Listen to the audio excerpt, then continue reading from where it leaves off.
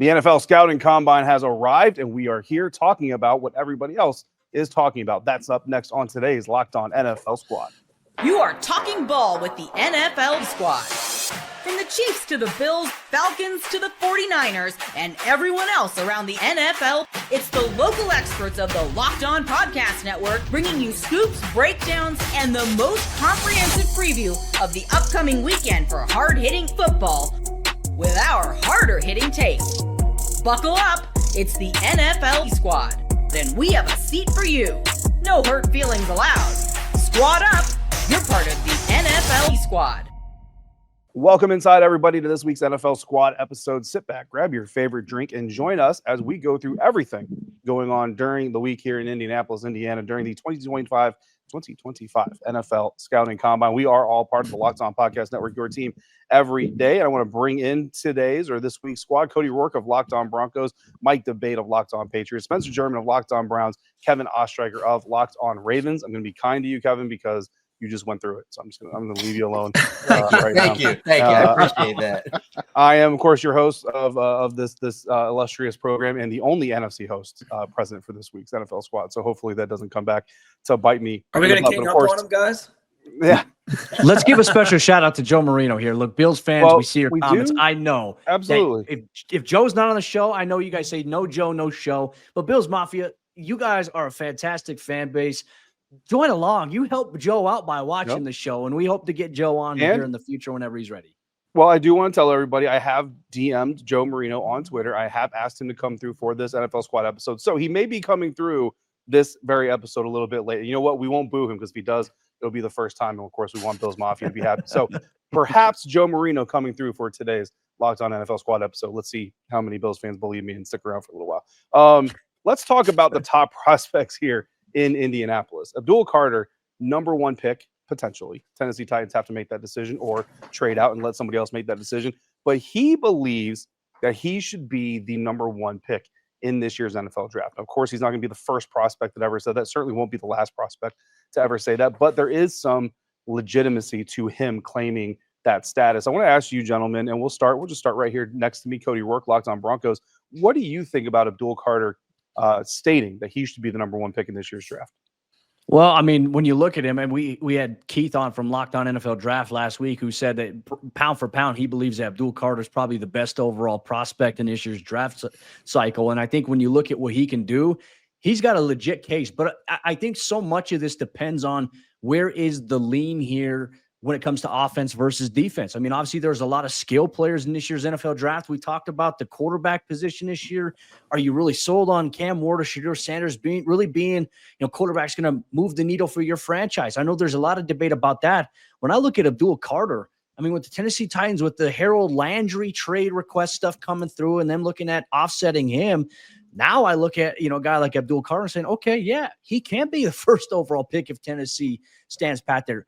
He's a terrific, versatile player. And man, I think you're always looking for these guys that can maybe transcend your defense. And there's only been a handful of them. And there's still, I think, a handful of guys in the league that you put them on one team. Like, let's talk about Spencer's guy, for example, Myles Garrett.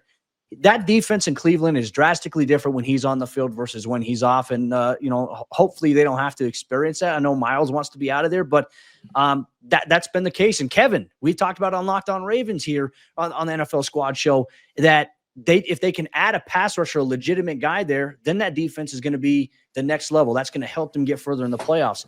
Abdul Carter is that type of guy for whoever lands him. Yeah, I mean, look, I think Abdul Carter has a really good case to make, and I'm with you on the thought process of they allow Harold Landry to kind of go out there and seek out a trade partner, because I can't lie, and maybe I'm kind of carrying a little bit over from the Chicago Bears last year, who settled on Caleb Williams in December of 2023 as the number one overall pick. But I'm kind of like, maybe the Titans have already made their decision. Maybe Abdul Carter is going to be that guy, and that's why they're letting Harold Landry go seek out a trade partner. Spencer, let's kick it over to you. Cody just mentioned it, having no quarterback, but having a defensive guy like that who you potentially build around. How valuable can that be for an NFL franchise? Yeah, I mean, I think it's super valuable. It was interesting, part of the Abdul Carter press conference today, he was asked about, everyone talks about a franchise quarterback, but what about a franchise pass rusher? And this idea that, even that position on the defensive side of the ball sort of is what a quarterback is to an offense, a defensive end, an elite pass rusher can be to a defense. I do think there's some truth in that. I still think like and I think the Browns are an example of this. The chasm between what having an elite quarterback gives you and having an elite pass rusher gives you, I think is still pretty wide, because you can have that elite pass rusher and he might be worth like, 1 or 2 wins for you, but a quarterback it changes the game. Like, I mean, David, your team is the living testament of that. Like, you get the right quarterback and all of a sudden the Commanders go from, picking number 2 overall to NFC Championship game. So yeah, like I still think that has to be the target, but I do think like the next tier down from finding that elite quarterback is finding that elite pass rusher that can wreak havoc. And if you have that, you know what it means for your defense. It just creates so many different opportunities for your offense to get the ball back, get the ball back to your quarterback. So yeah, there's definitely some truth to that. And I do think Abdul Carter feels like he fits that billing. And I love the confidence from him coming out and saying, I think I'm the number one guy in this class. I asked him a question about like people are sort of saying he's undersized, and he talked about like they might say that, but I have a lot of heart, and that's something like that can't be measured that I've never had to worry about. So I think it comes with a lot of confidence, and any team that's thinking about taking him is going to get a player that's highly motivated and certainly highly talented. Yeah, listen, I just got done watching a 5'8" cornerback play the perimeter like he's a 6'2" dude named Mikey Sanders still. Coming out of the Michigan Wolverines. You talk about competitive spirit, being able to make a guy play taller, play bigger than he actually is. Kevin Ostreicher, about competitive spirit. Unfortunately, a little bit too recent.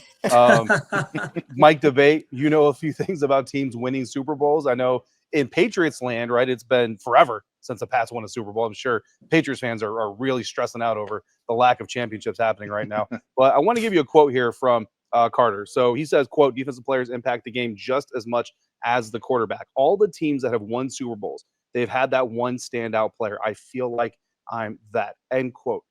Coming from the team that you cover, can that one standout player really be on the defense and help a team be a continuous contender for the Super Bowl?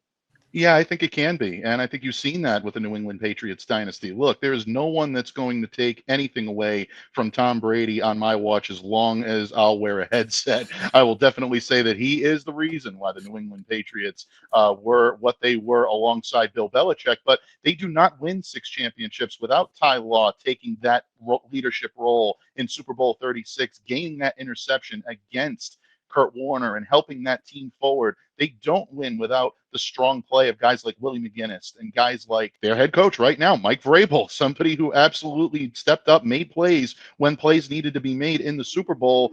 The greatest comeback in the history of the Super Bowl, Super Bowl 51, does not happen unless Dante Hightower knocks Matt Ryan back into the nether regions when it came to that field and allowed that team to be able to claw their way back in. So, yeah, I think that defenders absolutely have a right to say that they can change the complexity of a game, change the complexity of a run, and change the complexity of a franchise.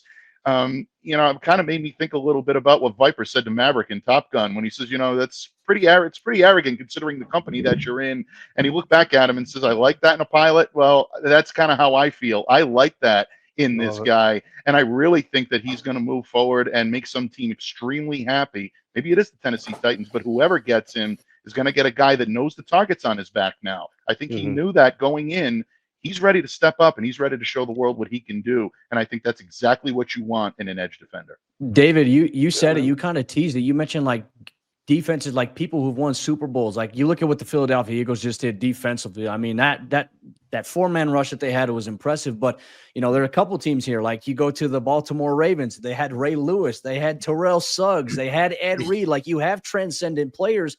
And for the Broncos, Von Miller almost single-handedly won them the Super Bowl all the way back nearly 10 years ago in Santa Clara, Super Bowl 50. And, you need that type of impact player on your defense, I think, in order to really make a big run, a sustainable run. But I do agree, you have to have that quarterback in place. I think teams that have their quarterback in place, so you can find that player defensively, it amplifies your chances big time. Yeah, and I think even for like the Ravens, that 2000s team, like Trent Dilfer was their quarterback. The reason they won that Super Bowl in 2000 was literally because of their, all respect to Trent Dilfer. He did his job, but like that historic Ravens defense was the reason why they were able to get that far. So I think in today's game, you talk about like the NFL would love it if you just had that like Chiefs Rams matchup from back in the day, just like 50 points versus 50 points, back and forth scoring, like the excitement of the game.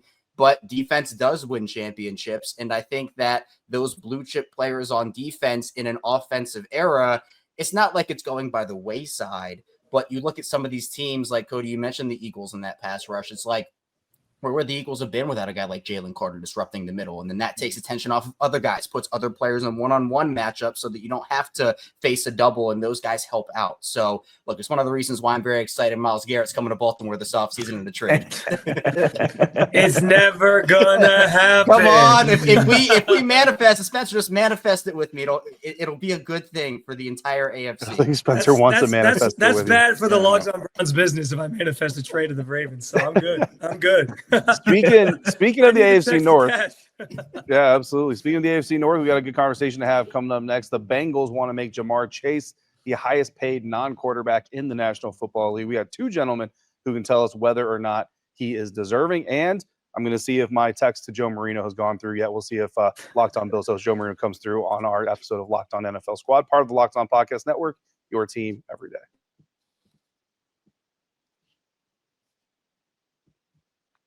The Cincinnati Bengals want to make wide receiver Jamar Chase the highest paid non-quarterback in the National Football League. Kevin Ostreicher, Locked On Ravens. I'm just going to kick it right over to you, man, while we wait on Joe Marino to get through here.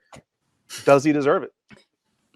I think he deserves that and probably more, especially when you talk about from a Ravens perspective what Jamar has actually done to Baltimore. Let's go back to his two games this past season. 10 catches for 193 yards and 2 touchdowns, followed by 11 catches for 264 yards and 3 touchdowns. Over the course of his career, in just literally only 8 games, Jamar has averaged 120 yards and a touchdown in each of his games against the Ravens, 962 and 8.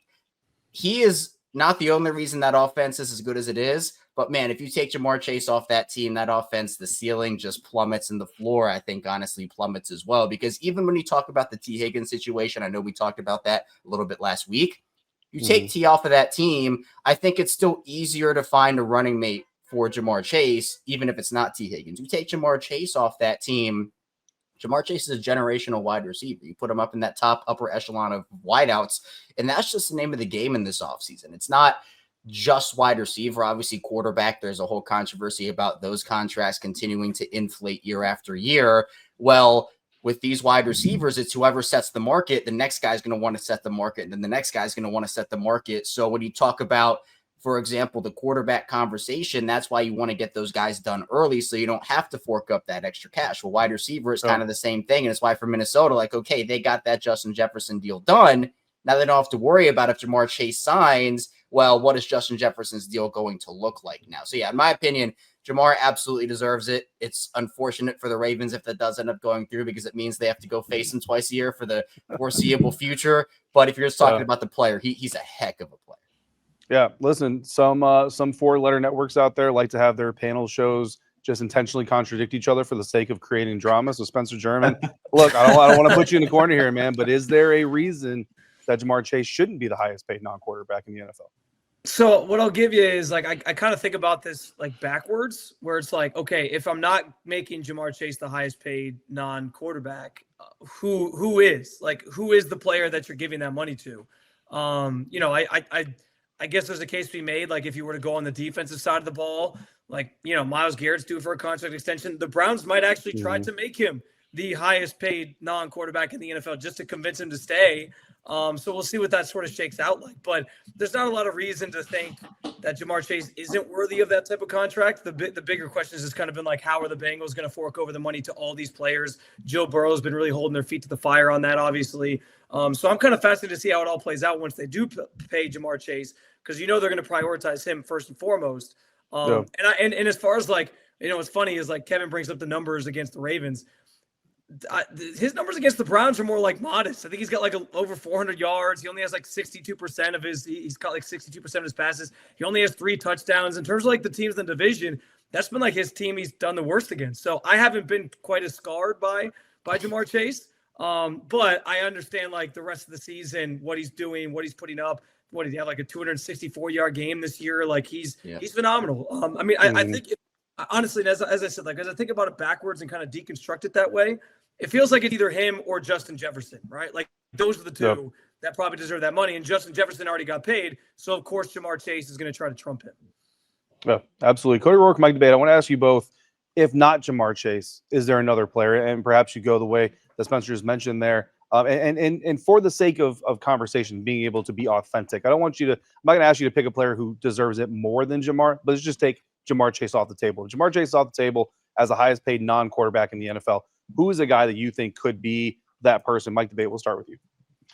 Well, first of all, wait, you guys have receivers? You guys have wide receivers? It's been so long since I've had to really delve into this subject here in New England. No, I kid you not, folks. Look, bottom line, when you look at someone like Jamar and what he brings to the table, I think Spencer, Kevin, you guys have made an amazing case for the reasons why he should be. And I'm in that camp. I do believe that if you're going to make someone that next, level next to the quarterback, then it probably should be someone like Jamar, who has such an impact on Joe Burrow and that Cincinnati offense as a whole. But if you look at the way the league is structured right now, I know it's an offensive league. I know a lot of people are looking at the reemergence of the running back, and you're looking at maybe maybe tight ends becoming maybe a little bit more involved because of the Kelsey renaissance and whatnot.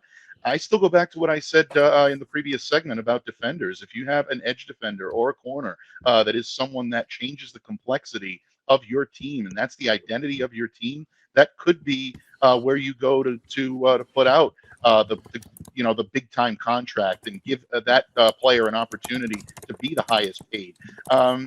If you're asking me who, I know you didn't put me on the spot, David, but I go to what Spencer said. I mean, it's hard to argue against Myles Garrett if you're going to go with a defender, being the highest paid player in the league as a non-quarterback. What he's done in the league since inception really is truly remarkable. And he's that guy that can change the complexity of a team just by his presence. So, yeah, I would say that someone like that could end up being. But again, receivers are a high profile position. And Jamar Chase, in my opinion, has earned it with what he's put out on the field. I mean, you make a great case for Myles Garrett, if that's in Cleveland or elsewhere. I don't know. Like if I'm looking at, another wide receiver, if it's not Jamar Chase, could it be T. Higgins? T. Higgins' estimated market value is like 25.4 average annual value per year. That's nowhere close to what Justin Jefferson or even what Jamar Chase is going to command. I'm just trying to think of another player right now that could get an extension that would make over $25 million per year in a sense, or even 30 at this point. I think there's been a lot of conversation about position valuation. Like we've seen, like a few years ago, the safety position was one of the more lucrative positions right now to pay because of the too high shell and the emergence of that. Thank you so much, Vic Fangio, for creating that blueprint. But now we started seeing the last couple of years, the safety position value has dropped financially, which has been a little crazy. We're seeing it go now to cornerbacks. Pat Surtain reset the cornerback market. And then a few days later, Jalen Ramsey gets the extension that kind of changes that a little bit there. I'm very curious to see what it could be. I mean, I know Sauce Gardner's in line to, potentially getting paid in New York. It's hard to imagine, but I don't see Sauce making more than $25 million per year at the cornerback position. That's crazy. So if any other player, non-quarterback, T. Higgins, if it's not Jamar Chase, T. Higgins has to be the next man up on the totem pole. So I have kind of a fun question here, like because a lot of the names that we're talking about, like our pass rushers, Myles Garrett's names come up a couple times, or the wide receiver position. I sort of pulled this up, Cody, while you were giving your answer, like. As you pull up like the average annual value of contracts in the NFL, obviously you got quarterbacks like 1 through, I don't know, I think like 1 through 16. But then the first highest paid non-quarterback, of course, is Justin Jefferson. Next in line is Nick Bosa. And then it's like CeeDee Lamb sprinkled in there. AJ Brown is in there. Chris Jones is in there. But there's a bunch of wide receivers after that, like Amon-Ra St. Brown, Brandon Ayuk, Tyreek Hill, Jalen Waddle. Brian Burns sort of comes into the picture here. So I guess like my question is like, as we talk about what player maybe deserves to be the highest paid non-quarterback, which of those does deserve the money? Should it be wide receiver or should it be pass rusher? Because we just spent like the whole first segment we spent talking about how those pass rushers can change the game and like how long is it going to take for maybe one to surpass the other? Because right now it seems like wide receivers get the money, but should it actually be the elite pass rushers that get the money?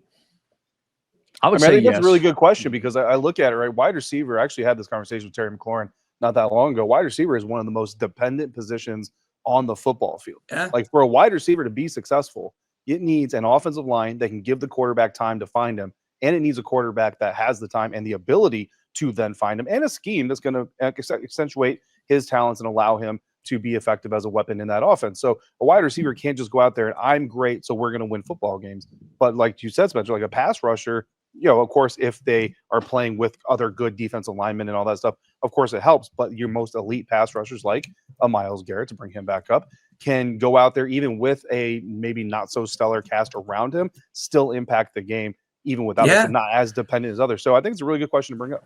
Well, and real quick off of that, David, because I'll just say, like, Myles, even in games where he's getting like double teamed, there's people at this point, teams have thrown every possible thing they can at Myles Garrett. And so, yeah, there's games where he's quiet and Browns fans, they'll jump in my mentions and be like, where the hell's Myles Garrett? Why isn't he doing anything?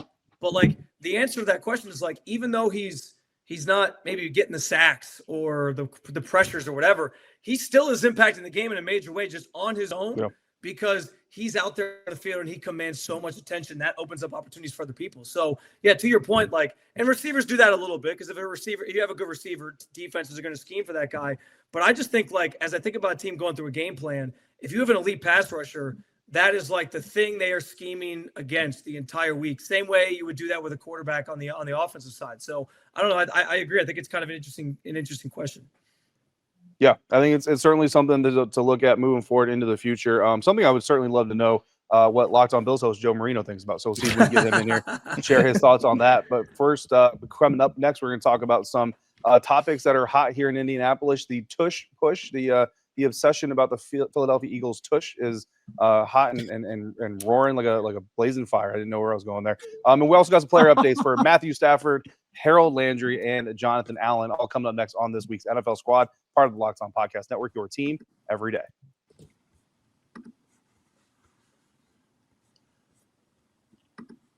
Wrapping up this week's NFL Squad episode, we got some buzz building here around the National Football League during the week of the NFL Scouting Combine here in Indianapolis, Indiana, and yeah, man, Tush Push. There's a whole lot of rear end talk going on here in Indianapolis, and I was actually asked this about Tony Wiggins on the Wednesday afternoon episode of Locked On NFL. I got to tell you guys, I'm kind of on the fence. Like I'm kind of the old school type of guy, and when it comes to this, of if it's good, copy it or stop it, and then it'll just go away if you really don't like it. But then I'm also kind of like, the neutral zone isn't really being respected with the Tush Push play, and it should be respected because it is a rule that's in place. So I want to go around the horn here. Cody Rourke, what are your thoughts on the Tush Push, man? Should it be just eliminated, or is there another part of this conversation that really needs to be accentuated?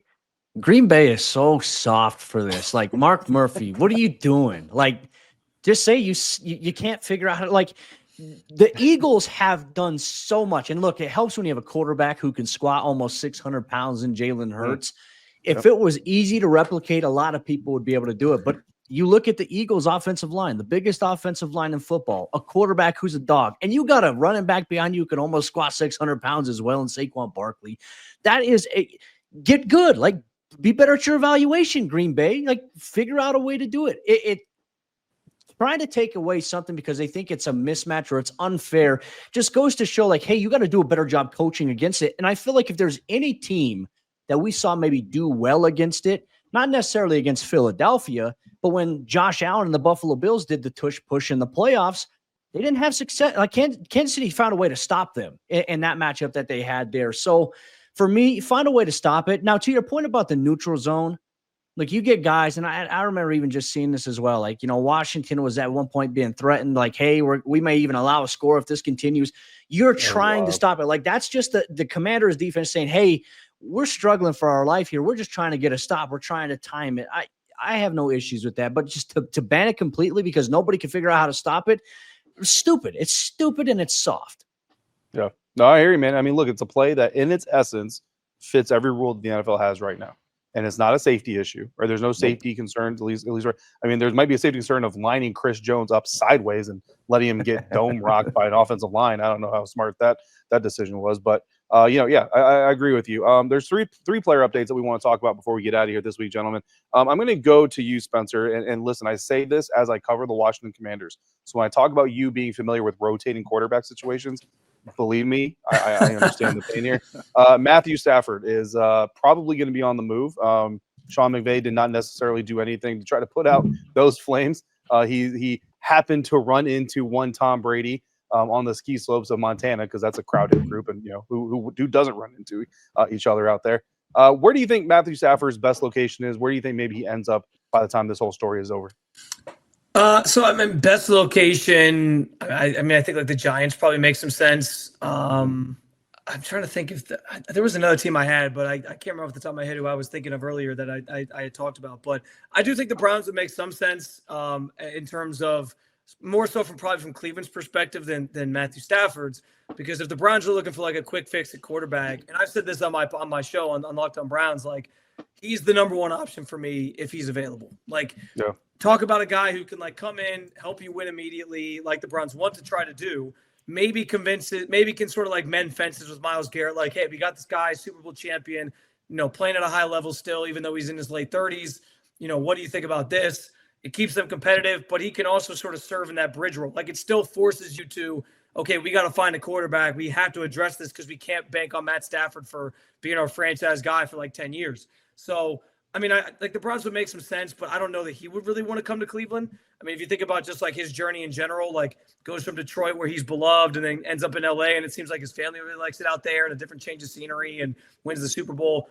So I don't know if he'd come to Cleveland, but I do think they're going to show some interest, and I do think they would be a fit ultimately if that were to happen. Yeah, I mean, look, you mentioned Matt Stafford's family. I almost kind of wonder if we put video game clauses in Kyler Murray's contract. I wonder if you can put family clauses in Matt Stafford's contract. That might be something somebody would be interested in doing. No Kelly Stafford on podcasts or anything? Yes, please. Devin Ostreicher, Locked On Ravens. I want to go to you. We got two defenders here, Harold Landry, Jonathan Allen. Both have been granted permission to seek trade partners. Again, a thing or two about great defensemen. Not saying that either of these guys are necessarily great defensemen, but at least solid defensemen, right? I'll let you pick your defender here, Harold Landry or Jonathan Allen. What do you think happens with either of these guys? Where do you think the best fit is for either of these guys? We'll leave the other one for Mike debate. I'll go with the Jonathan Allen, and I will go, I think, a little outside the box, but it does depend on what the cap situation looks like for them. But if there's some level of a deal, that Bengals defense does need help. Now, you have to pay Trey Hendrickson first. I think that's first and foremost. If you don't pay Trey Hendrickson, you're going to make Joe Burrow unhappy. You're going to make a lot of other people in Cincinnati unhappy. But we saw how historic that offense was in Cincinnati this season, and they had absolutely nothing to show for it because they couldn't stop the run, couldn't stop the pass. They have other needs. But if the money is right and there's some level of something that can be worked out and they're able to pay their guys, I wouldn't do that if it means they can't pay T. Higgins. If you have to do T. Higgins or Jonathan Allen, you take T. Higgins. T. Higgins, that's the guy. Or same thing with Trey Hendrickson. But I'm just trying to think of ways that they can help their defense, because it is so apparent that they have the firepower, especially if T does decide to play on the franchise tag this year. I don't know if that's going to actually happen, but like, let's just say it does. You can't go out there and let Joe Burrow just have this great year again and have nothing to show for it. So I think that Jonathan Allen could help Cincinnati on the interior. They lost DJ Reader last offseason. I think they felt that really badly this year, and putting in another guy in Jonathan Allen, who might not be that like DJ Reader guy, but is still, I think, a pretty decent player. You can go out there and maybe that can work for Cincinnati. Yeah. I mean, look, I want to Locked On Commanders. I said, I think at the end of this whole thing with John Allen, I think he ends up released. I don't think anybody's probably going to trade for him. The $15.5 million that he is not guaranteed, but due in base salary this season. And once that happens, he can go out and find a deal. I think probably $6 to $8 million is probably the ballpark I think he'd probably be had for. Certainly something that the Bengals might be able to swing. So he's a Buffalo Bill now. He's a Buffalo Bill. Mike debate. Let's finish this off with Harold Landry. Does Joe Marino one of the newer players. Joe Marino has not responded to my DM. In fact, actually, if he listens to this episode, he might block me on Twitter and not allow me to DM him in the future. Harold Landry, what do you think happens there, Mike? Where do you think his best fit is? Well, as soon as Kevin mentioned Allen, that Grinch sly-like smile came over my face, and anyone that saw that knows that I believe that if Mike Vrabel and Elliott Wolf and Ryan Condon are not on the phone trying to make this happen with the Tennessee Titans right now, they're doing themselves a disservice. Look, Harold Landry, 28 years old, 31.5 sacks in the last 3 seasons, started all 17 games last year, 71 tackles, 9 sacks, 18 pressures, 4 pass deflections. By simply walking through the door in Foxborough, he makes that defense better. This is someone who played under Vrabel before in Tennessee. He played under Terrell Williams, the new defensive coordinator in New England. He knows that system. He'll be able to integrate himself immediately into that system.